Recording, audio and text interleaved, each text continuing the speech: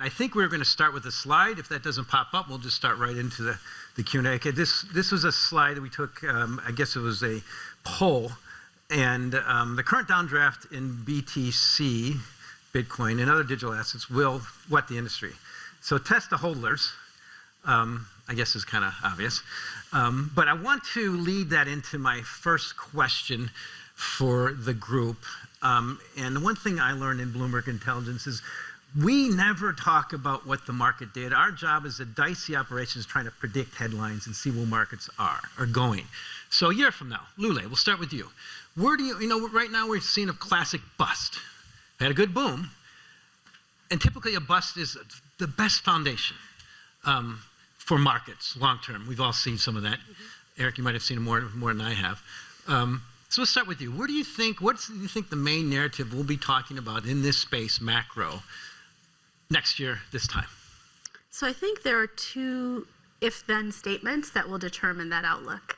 So one is the if-then statement of where regulation lands, right? Does it figure out how to do an elegant approach to figuring out how to create leveling the playing field?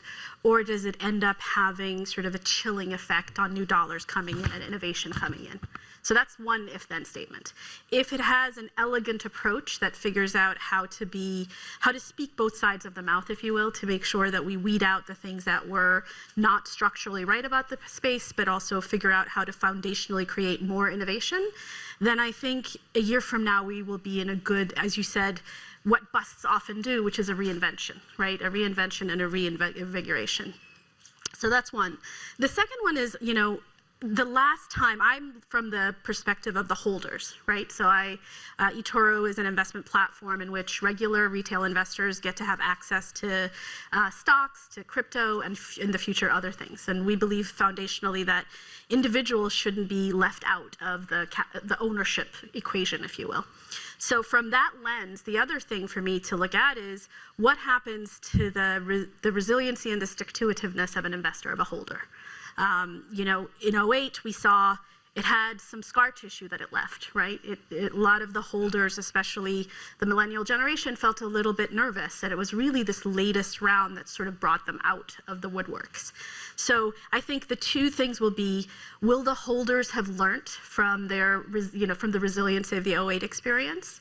And then the second one is, where does regulation sit? Again, if the holders have learned that resiliency, I also think a year from now we're in a better place. We see at eToro, for example, that most of our customers actually said, I'm holding, right? And so that's going to be an interesting perspective to see if it lasts a year from now. Kathleen? Ooh, good question. And I think Lule has probably a better perspective on this as someone who owns an exchange or operates an exchange. I think what's a little bit different about this downturn for cryptocurrency markets as opposed to before is that obviously there was loose monetary policy all throughout the entire history of Bitcoin. And I think that's had obviously quite a bit of impact on the way it's been perceived and the way it's been regarded by the market. So the real question is how does it respond to any sort of contraction, right? And I don't think we know the answer to that, but I do think that's why this time is different. If it is different, that's probably going to be the case. Eric, you can finish us off until we. I agree with that. I won't go into regulation deeply, just because I think we'll get through the regulation. I think we've gotten the attention of regulators at this stage, and so and I think we've gotten the attention of the financial industry, and they see value in blockchain technology. And so I think a big part of thinking about what world looks like in a year is thinking about what are some of the new innovations that come after this cycle's over. Because I think this cycle's over, and I think it ended due to monetary policy. My opinion is that that we're in a period, probably a decade long, of material devaluation of the dollar versus hard assets, but I think that will apply to all major currencies. So it's not just a dollar play. It's I think we're in a period of monetary debasement as global economies reset their economies relative to the levels of debt that they have on. So once this monetary tightening cycle gives way, and markets are pricing that to start in early next year. I think if it happens sooner, I think Bitcoin and a lot of these assets will start rallying in advance of that.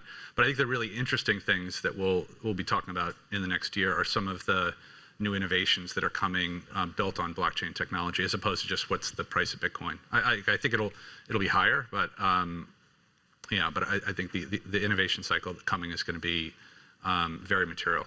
Well, two key things there. Shaw, if you get a chance, can you show chart 4? The key thing, lesson I learned being a former pit trader is don't underestimate innovation. Poof, that business is gone. It's all electronic. But you touched on dollar debasement versus hard asset. And if we can show that chart, I can talk on it. The key thing I want to piggyback on you and then go back to this group is what you see in this chart is that's crypto dollars as a percentage of total crypto assets. Almost 20% now. And it's not so much that, it's the trend. And it's one thing I like to point out, the most widely traded cryptos are the dollar, through tokens, which means Ethereum. And so when you say hard assets, when people say the dollar, and I like to point, well, if you show the long-term trend of the dollar, it always goes up versus other currencies. So where does that fall into play? Let's go with you and go back around where these aren't really, are they cryptocurrencies? Are they crypto assets? And the key question I like to ask is, what stops Bitcoin, for one, and the proliferation of crypto dollars from continuing to do what they've been doing? And that is absorbing other assets, like from equities and things. And like you mentioned, hard assets. Like, how about the dollar versus other currencies? And is Bitcoin going to be part of that space in the future? A lot there. I would say, look, I think Bitcoin is here to stay. A number of these assets are here to stay. Most of them are not. So there'll be an awful lot of innovation, and which just by definition means most things will fail. I think when at least when I'm talking about monetary debasement, I'm talking about this an effort to create more dollars relative to the real economy, and that helps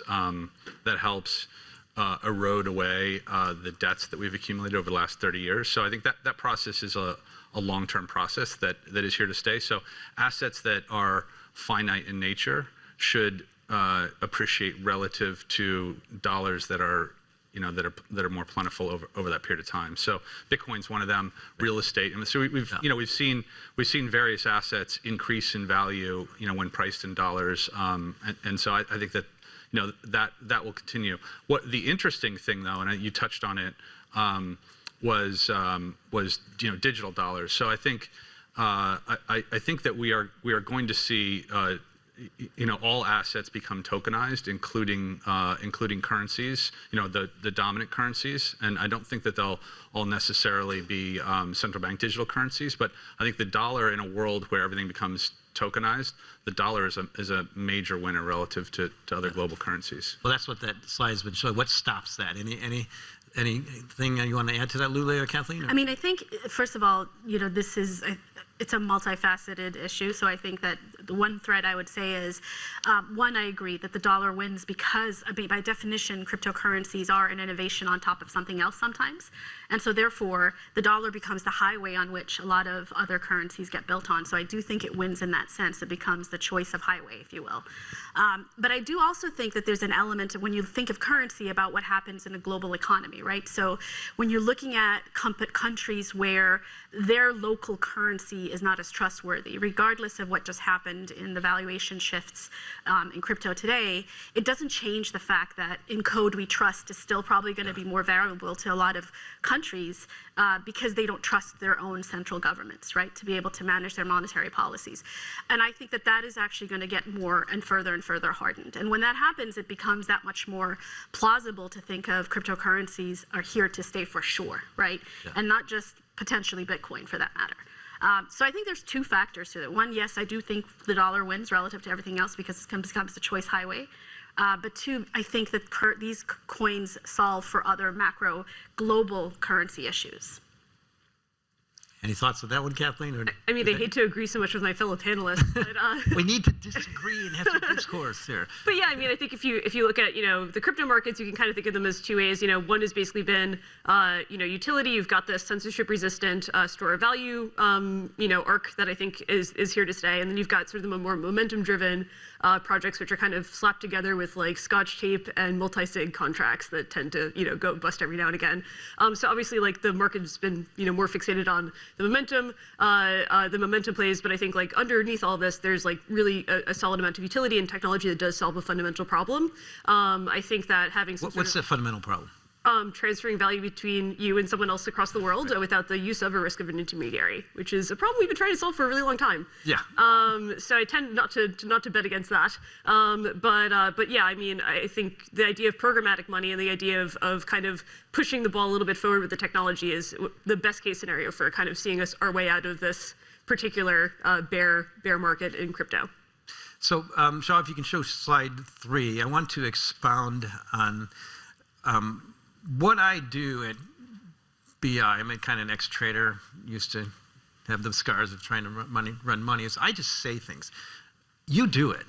And I really respect that. I've learned my lessons. You get stopped out sometimes. You have real money getting stopped out. So let's expound on what I show you in this chart is there's this performance of cryptos.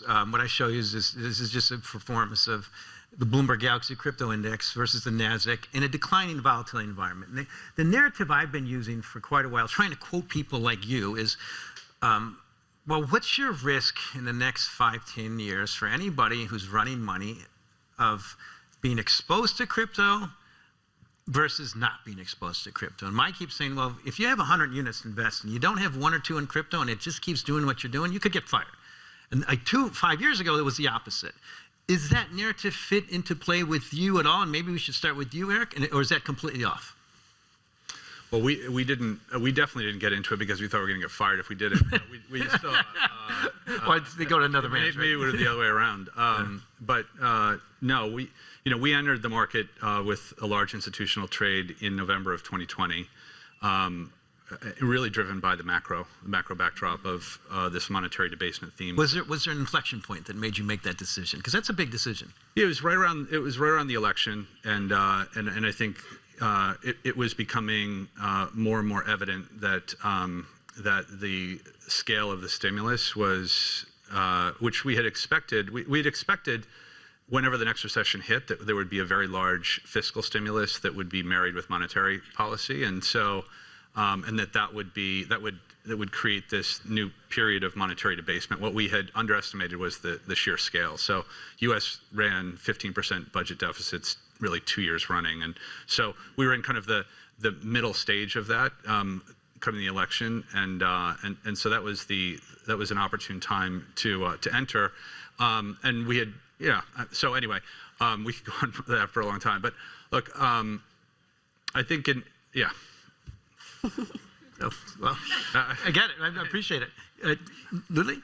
So I think your question was a 5-year horizon, right? Well, minimum. I like to think sometimes 1 year is like, well, the speculator traders, well, forget it. But minimum 5 years, I would think, is really matters for a true asset manager. Yeah. Am I there at all, Eric? Or? I mean, look, we got out of almost all of those early trades within 9 months. So that was kind of your beta, though, for the bigger picture. Yeah, I mean there was I think it was a very highly convex opportunity. We thought that that most institutional investors didn't really understand how much security had improved in terms of custody and they underestimated a lot of the things that I think had improved in this space from 2017 on. So in a world where institutional investors were scrambling for convex bets to this monetary debasement theme, there just aren't that many. Yeah. And so that's a driver for a trade. But I think, from our perspective, there's a lot more going on here, which is really related to the technology. And so we think that creates a 10+ year tailwind for this asset class, and as that technology gets adopted across the financial system, we think that these assets will, the quality assets, Bitcoin be one of them, Ethereum be one of them, they will appreciate materially. Lule? So I think, it's interesting. We have the luxury of having a lot of younger investors on our platform. So the majority of our investors are millennial or younger. And so, as you always know, time is your friend when it comes to investing, right?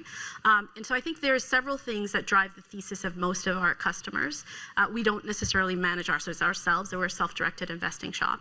And one of them, obviously, is time horizon.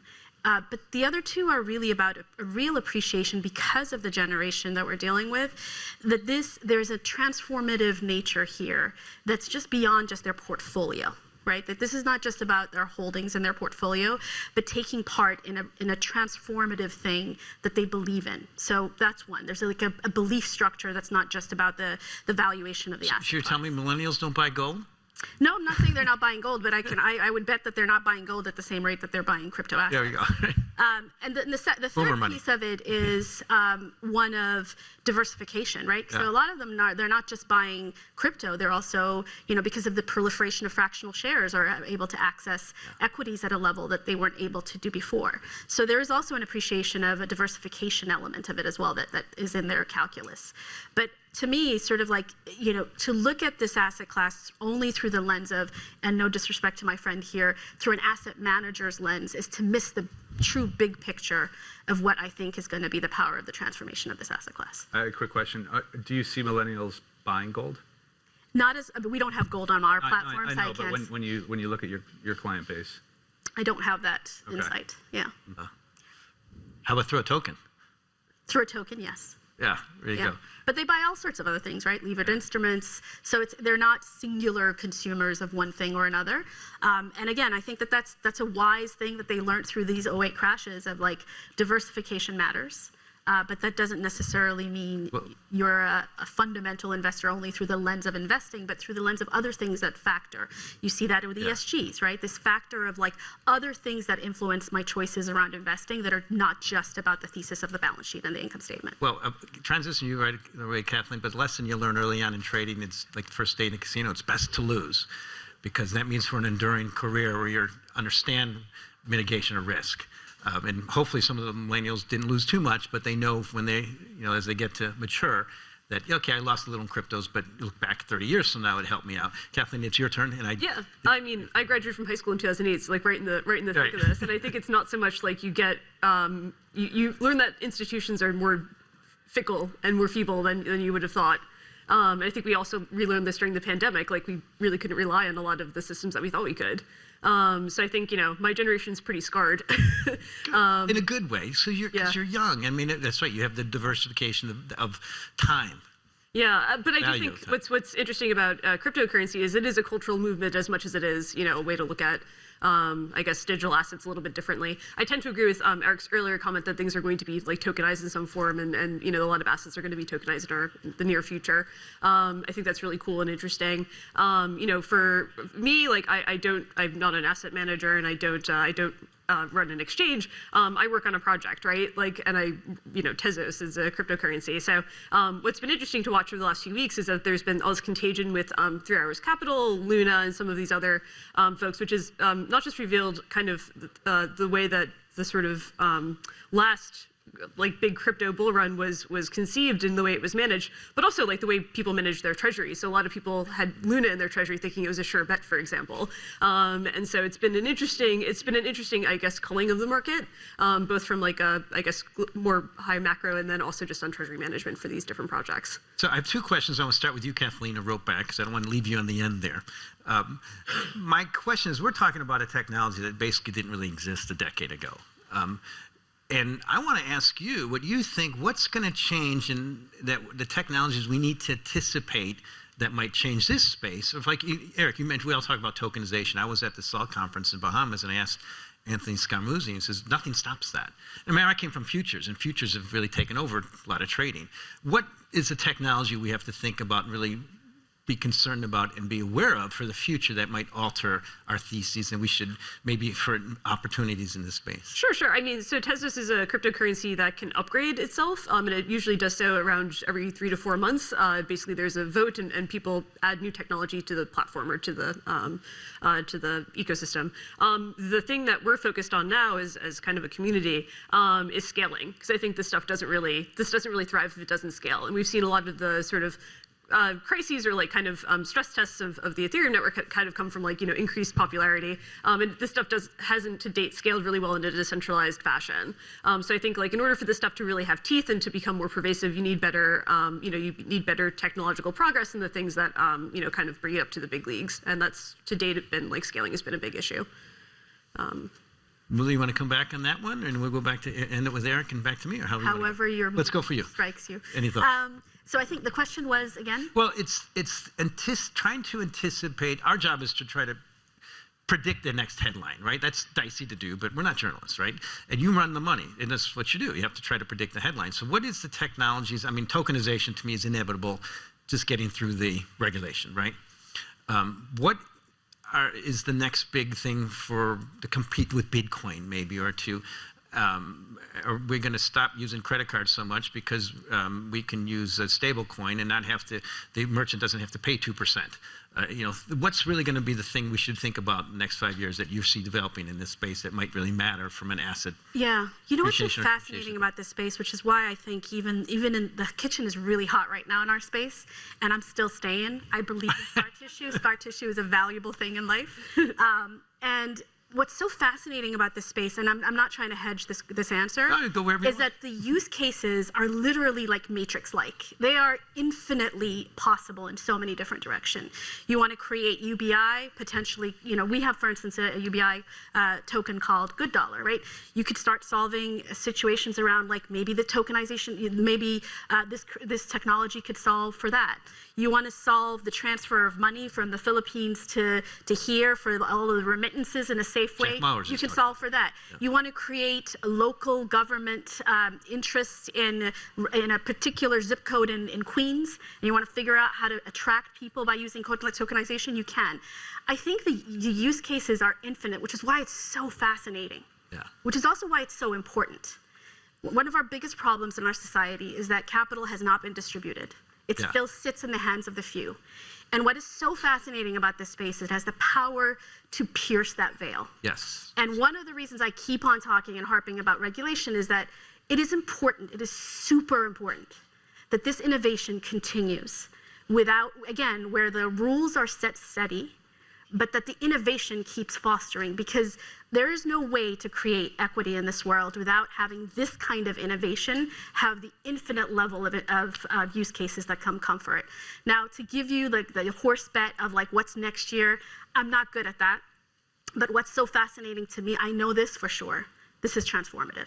Yeah. To the likes that we've not seen in history for a long time. Having moved to Miami, where there's a good South American exposure, the joke is, well, it's the closest city to America. They get melting currencies. Americans, we have, like, Wences Caceres said it. He said, well, in this country, for us, money is like water to a fish. And that's changing, though. But the rest of the world, oh, I can get exposure to the dollar through my phone or Bitcoin.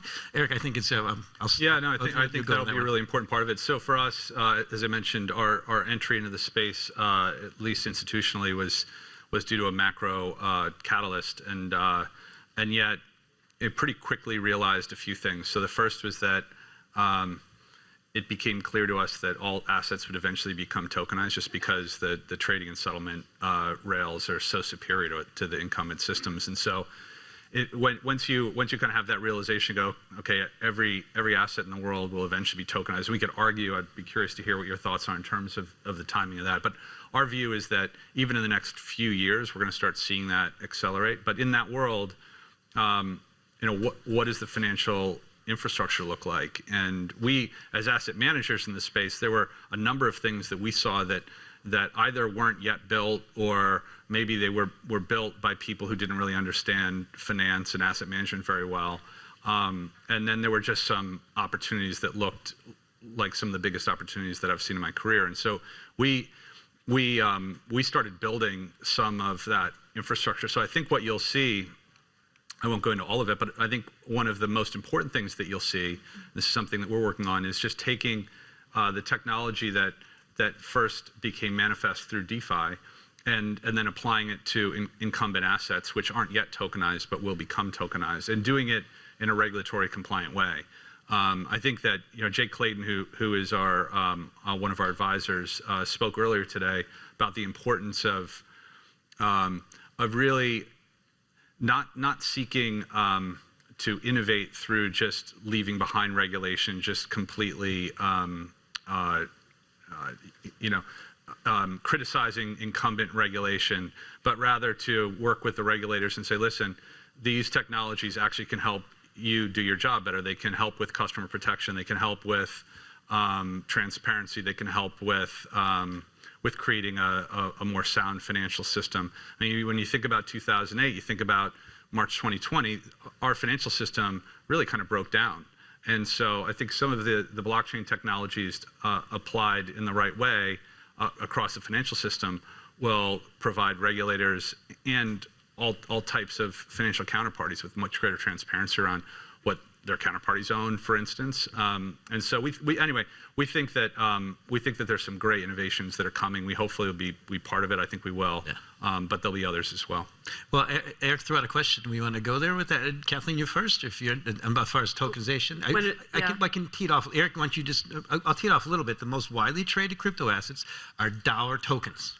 Tether's one. USDC is number two. It's gaining because of the other issues, but it's just a fact. A lot of people don't know that. They think it's Bitcoin and Ethereum, but to me, that's the point: is what stops that. And Eric, you want to just refresh that question? Look, that's a great example of an incumbent asset that has been tokenized. So stablecoin is really the killer app in this space right now. I know there's a lot of focus on other assets, but I would add as well that in a free market, stablecoin could have been denominated and dominated by the euro or the yen or the RMB or anything else, and it's 95% U.S. dollar. So the dollar really wins in this space. But that's just an example of the first asset. I think the next big asset to get tokenized will be the U.S. Treasury market. Really? Well, how about equities? Sorry, I think that the most important next asset. Okay. I'm not predicting that the Treasury market will get tokenized, but I think if you look at the foundational assets in the financial world, you have the dollar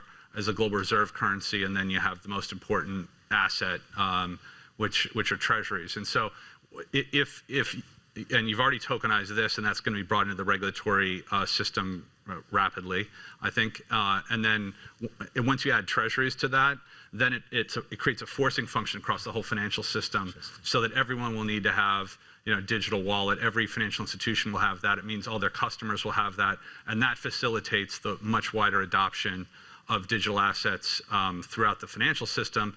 And then what will happen is every bank in the world will say, well, we have the infrastructure already. Why wouldn't we tokenize absolutely everything that we have? And so I think that's the kind of roughly speaking what the sequencing will look like. And I think that will happen over the next 10 years.